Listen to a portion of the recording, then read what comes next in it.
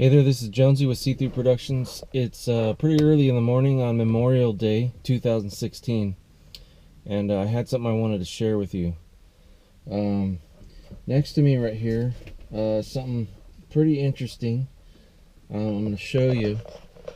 So this is an old copy of Life magazine. You can see down here the date is September 20th, 1943. The cover's not so interesting. It's what's inside, and what you're looking at here is a photograph known as Three Dead Americans on the Beach at Buna. And what's so unique about this photograph, by the way, this photograph is sometimes referred to as the photograph that won World War II. This is the first time American casualties of war were allowed to be shown to the public in any sort of publication or editorial or whatever. See, the sand has already started to cover one of this young man's legs.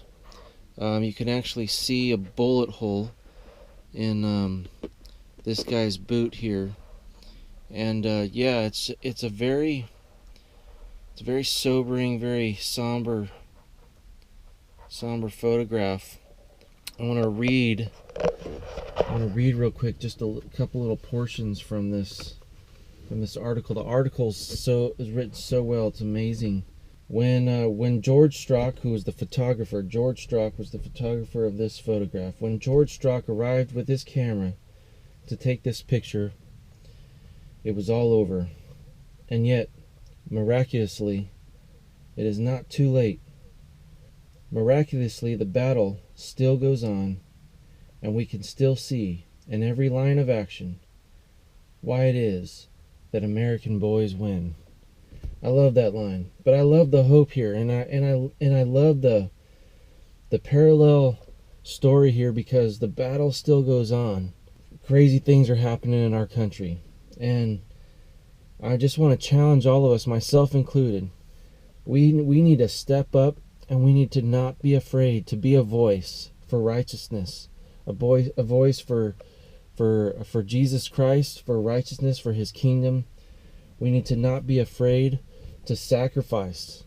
You know, it requires sacrifice, and I don't think we like that word anymore.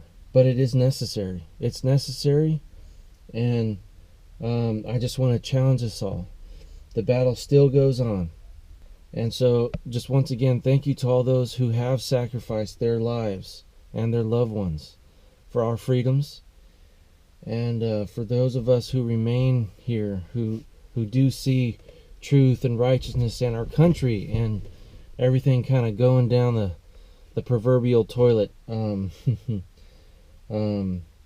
just again want to challenge us all to stand up boldly, to fight tyranny, to fight wickedness, and all those things that set themselves up against truth, against freedom and liberty, and against God and Jesus Christ and His Word.